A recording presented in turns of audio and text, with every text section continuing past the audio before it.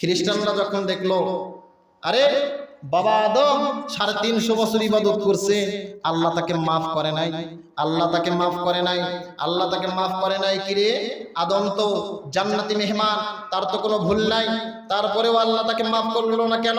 আল্লাহ তাকে মাফ করলো না কেন?